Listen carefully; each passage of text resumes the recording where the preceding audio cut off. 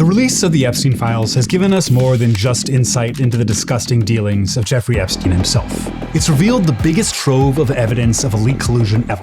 Like seeing bugs writhing under a rock after the rock got moved because it's a pedophile or something. It looks like Epstein was deeply embedded in every major institution in our country.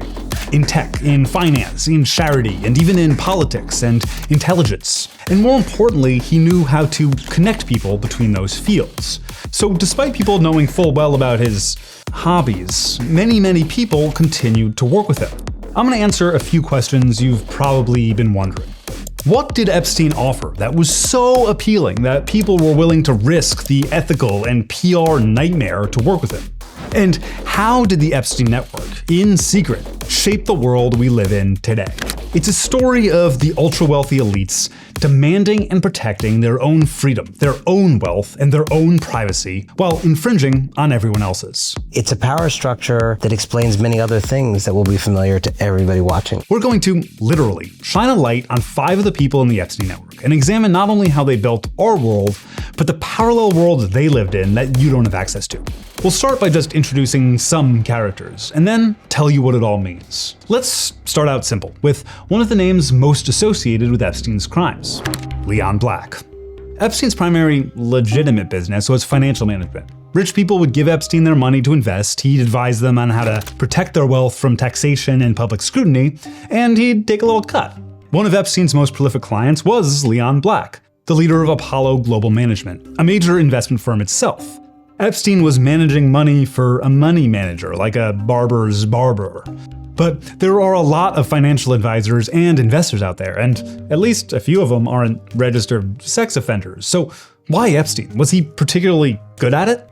Well, he helped Black avoid over $1 billion in taxes. And in turn, Black paid Epstein massive fees. Some of the ways Epstein handled Black's money show his aptitude with hiding wealth and avoiding taxes.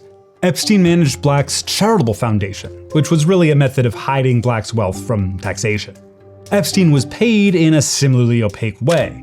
Black transferred money to Epstein's foundation through the LLC Black had entirely for holding the ownership of his car collection. Jeffrey also managed Black's art collection, nearly $2.7 billion worth of valuable pieces, and heralded the strategy of storing cash wealth in art. Many of Black's owned artworks were kept in storage. No one got to even look at or enjoy them, not even Black. And they were used purely as financial instruments for bogus tax-deductible donations and as collateral for big cash loans. I spoke with Anand Giridharadas, who writes about the Epstein class for his outlet, the.ink. He explained why this is so frustrating even if you aren't a big art fan. There's a kind of fantasy in America that we can't tax billionaires because it'll deprive all of us of ideas that are useful. Well, the emails provide a glimpse of what a lot of them are really thinking about, which is how to set up LLCs for the purchase of their paintings to avoid taxes, and how to pass on money to their kids so their kids become oligarchs too. These loans are a big part of the extravagant lifestyle these people live. Loans you have no access to because you don't own a Picasso or whatever. The parallel world of the wealthy. But this is pretty standard rich people stuff. So again, why Epstein? Let's keep looking. There's even women in Epstein's orbit, like Kathy Rumler. Rumler is a high-powered lawyer who frequently communicated with Epstein and called him Uncle Jeffrey. She was a lead lawyer for Goldman Sachs and worked in the Obama administration. Epstein was there for her when Rumler interviewed for a job at Facebook, and Epstein bought her lavish gifts. And she also just really isn't a great person. She's describing driving from DC to New York, and she says something to the effect of, invariably I'll stop at a rest stop along the way, I'll get out, I'll see a bunch of people over 100 pounds overweight, and then it'll inspire me to never eat another bite of food in my life out of the fear of ever becoming like one of them. This is the attitude that a lot of people in this network have to you watching this at home, whether or not you realize it. It's people like this who are making decisions about what kind of policies we have in government, about the ways in which the banking sector interacts with the mortgage markets. It was just such a powerful distillation of the contempt that so many people in that super elite feel for the average person. But again, Rumler was already powerful when she met Epstein. What are any of these people really gaining from him? Let's look at another, Boris Nikolic. Nikolic was Epstein's in to the Gates Foundation. He served as Bill Gates' science and technology advisor and had frequent business and social contacts with Epstein. Yes, there are island visits and emails about girls, but there were also emails about using the Gates Foundation to hide money and direct untraceable donations. But Epstein was most obsessed with one form of charitable giving, the donor-advised fund. He chases creating a DAF over half a decade, like Howard Ratner chasing down that opal. Holy shit. Constantly bringing it up in every context. Donor-advised funds are basically bank accounts that people can put money in and write off as a charitable tax donation. The fund is then supposed to donate that money to nonprofits, but technically never has to. The donations they do make are attributed to the fund itself, making the original donor completely anonymous. And years after Epstein was registered as a sex offender, many people were interested in creating a DAF with him. Boris Nikolic worked on pulling Gates into it, and bankers at JP Morgan helped him put together a pitch. And Epstein's emails are important here because they prove what we all assume. The point was never altruism. The point was tax avoidance and anonymity in donations. Epstein used his own charitable giving to fund out there science and to launder his image. His publicist put out numerous press releases referring to him as an education philanthropist and heralded him for bringing artificial intelligence to Ethiopia, which other emails confirm was a ploy to fix Epstein's Google search results, which were less than favorable. To dig in further, let's look at two more names that I'll pair together here. Tech billionaires from the PayPal mafia, who both went on to become major political donors, ostensibly on opposite sides. Reid Hoffman and Peter Thiel. This guy is in there too, but it really seems like he just wanted to go to the parties. Thiel and Epstein exchanged a number of emails and seemed to be close both personally and professionally. From investment advice, Thiel told Epstein not to invest in Spotify and only gave him a maybe to investing in Thiel's own company, Palantir. Eventually, Epstein invested millions in Thiel's venture capital fund, Valor Ventures, which means that Epstein had holdings in Stash Financial, Anduril, the autonomous killing machine company, something called Rat Inc., and other big tech companies. But Thiel's venture funds don't have a problem getting investors. So we still need to figure out what Epstein truly offered, and we'll get to that. Reid Hoffman also frequently communicated with Epstein. Again, both about money and just chillin'. Epstein advised Hoffman on large luxury purchases, tried to wrangle him into the DAF scheme, and Hoffman was generally one of Epstein's ins to Silicon Valley. In 2015, Hoffman invited Epstein to an intimate dinner with himself, Musk, Thiel, Mark Zuckerberg, some neuroscientists, and a few others. Just months before over half that table would go on to found OpenAI, and AI was an interest of Epstein's. But this dinner epitomizes an important point here: the network. After PayPal, Hoffman created LinkedIn. Reid Hoffman, an Epstein associate and founder of LinkedIn, has talked about in the future your career will be the network, not a job hierarchy. And he, like Epstein, embodied the network. The network itself, not the individual people, is the key here. It's how they were all connected and what they all do for each other. And we can see that by using a new light, the kind of light you need when you're investigating this type of person, to see what they're really up to. It's connecting each other. And the less well-known people behind them maybe hold the real power now. Why did Peter Thiel want Epstein as one of his investors? Perhaps due to Thiel's many investments in defense and surveillance tech. Epstein had government connections and even introduced Thiel to William Burns, the one-time head of the CIA.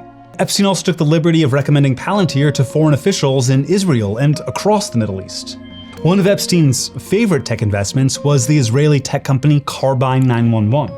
Epstein helped connect the founders of Carbine with Trey Stevens, also of Palantir, who ended up on Carbine's advisory board. Carbine works to replace the 911 system with artificial intelligence. Live video, precise location, complete situational intelligence. With little to no oversight over how the calls are handled privacy-wise. They were purchased by Axon, the makers of tasers and body cameras, and have begun getting contracts across the United States. So next time you call 911, you could be directed to an AI stemming from Jeffrey Epstein in Israel.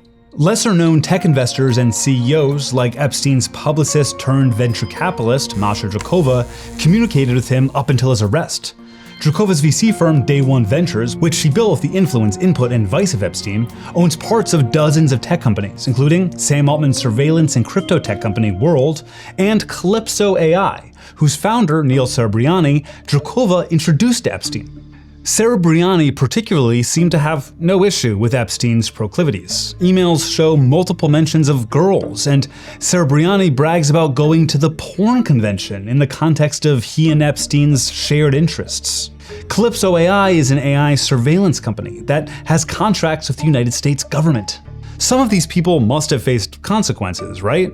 Well, yeah, our buddy Leon Black left Apollo in shame, but the new CEO, Mark Rowan, also communicated heavily with Epstein.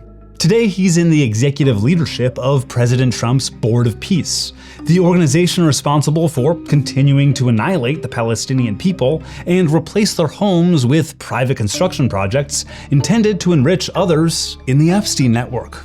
The power of this network, what Epstein and the rest of them could do for the people in the network, is why you rarely see anyone emailing him like, hey man, you shouldn't be doing all this stuff. In our networked age, there is a sense that if you can get yourself to the heart of a network like this, the world is your oyster.